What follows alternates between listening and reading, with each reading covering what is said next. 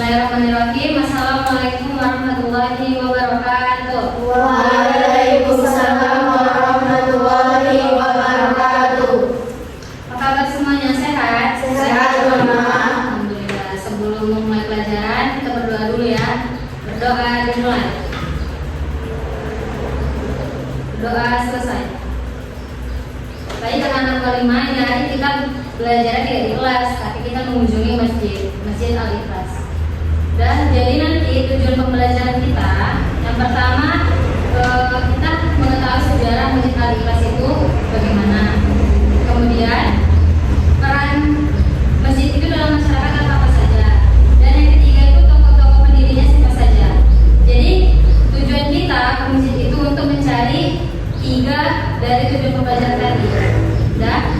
Nah sebelum kita berkunjung ke masjid, pembahasan dulu ya. Yang pertama, Anggun Kamil Gunawan, Ayatul Husna, Liza Yunda, Tasya Nur Aulia Saragi, Rizka Syakila Zahra, Susan Sutyana. Nah, jadi sebelum kita ke masjid, mohon bagi dulu LKS lembar kerja siswa untuk setiap kelompok ya. Nanti yang pertanyaan dari LKS itu diisi ya. Itulah nanti yang akan kalian wawancarai tokoh masjid yang ada di situ nanti akan kita kunjungin. Bisa dibaca ya. Nanti kalian isi yang harus diisi, oke? Yuk kita langsung pergi ke masjid.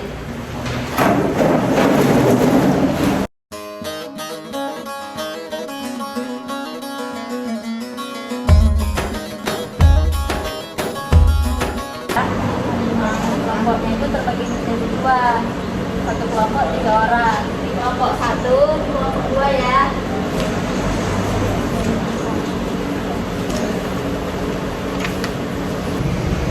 Setelah dibagi kelompoknya, itu kan LKS nanti kalian isi. Di saat kalian nanti observasi, kalian amatin bangunan-bangunan jadi, kemudian majalah dinding. Di sini kan banyak tuh kayak Al-Quran. Jadi nanti kalian cari informasi yang tentang sejarahnya, tokoh-tokohnya, salah perannya ya.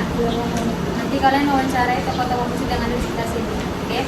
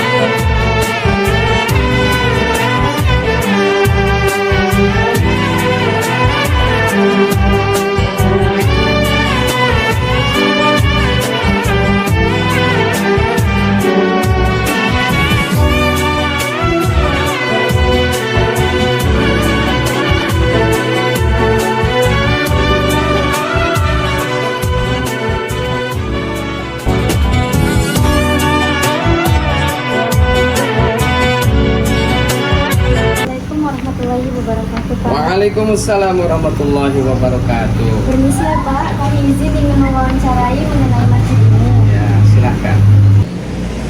Adapun mustaknir terakhir ini ya yang sering diwawancara ini. Oh Pak. Iya. Pak sendiri. Bapak. Bapak sendiri. Hendrita Siregar. Bukan Bapak sendiri.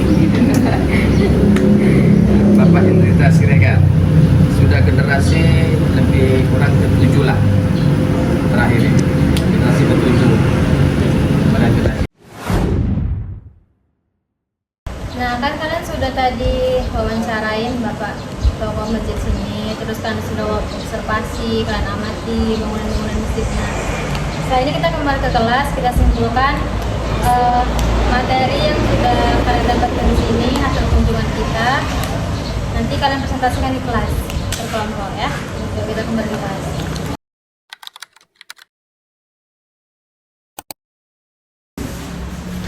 Gimana tadi kunjungannya? Seru nggak?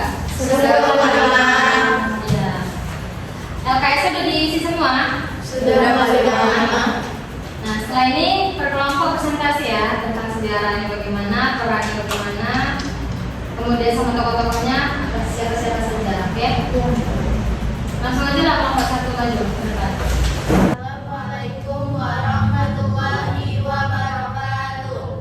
Kali ini kami ingin mempresentasikan dari hasil kunjungan kami, yaitu Masjid Al-Ikhlas.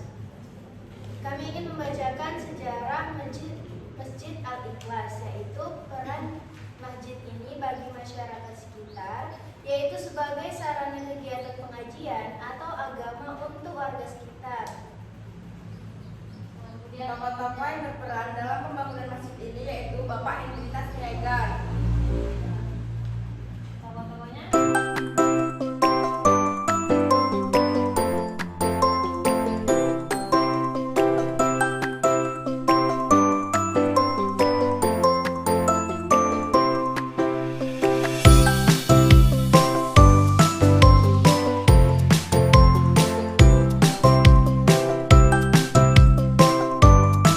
Setelah kalian tadi sudah berkunjung ke Masjid Al-Ikhlas, kita simpulkan sama-sama tentang sejarahnya yang pertama.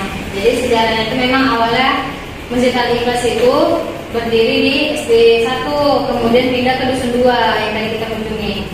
Jadi sejarahnya itu pertama berdiri pada 1982, tahun 1982. Kemudian direhab pada tahun 2015. Makanya sampai sekarang semakin tahun semakin cantik.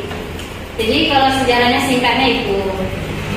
Kemudian kalau tokoh-tokohnya biar dijelaskan oleh Mbak Nabila. Nah, jadi tokoh-tokohnya itu ada Bapak Hendra, dan dia sebagai wali masjid Martabing yang bertugas untuk mengumandangkan azan serta mengatur waktu ibadah. Dan juga ada Pak Ucok Kosim yang bertugas sebagai makmum masjid dan kebersihan di masjid tersebut.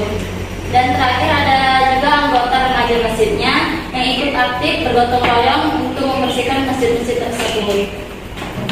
Nah, jadi itu tadi tokoh-tokohnya. Tadi kan yang kalian dapat cuma satu kan, Kak cerita. Kemudian kalau tentang peran masjid, pasti bukan hanya untuk beribadah, ya kan? Contohnya apa? Kalau ada kegiatan Islam masa sambilan, kemudian tabligh akbar. Nah, jadi bukan hanya untuk orang sholat lima waktu saja, tetapi banyak sosialisasi keagamaan yang dilaksanakan di masjid tersebut. Nah, itu peran-perannya. Jadi sampai sini ada yang ditanyakan? Oh iya, untuk tugas minggu depan kalian bisa menyusun laporan secara pribadi. Laporan tadi yang kunjungan kita tadi, kalian susun laporan pribadi tentang sejarahnya kalian lengkapi lagi, tokohnya, perannya kalian lengkapi lagi. Nanti minggu depan kita bersama-sama kita kumpulkan ya. Oke? Mungkin itu aja materi kita nyari pertemuan kita pada pagi hari ini. Semoga bermanfaat bagi kita semua. Kita tutup dengan doa. Doa dimulai.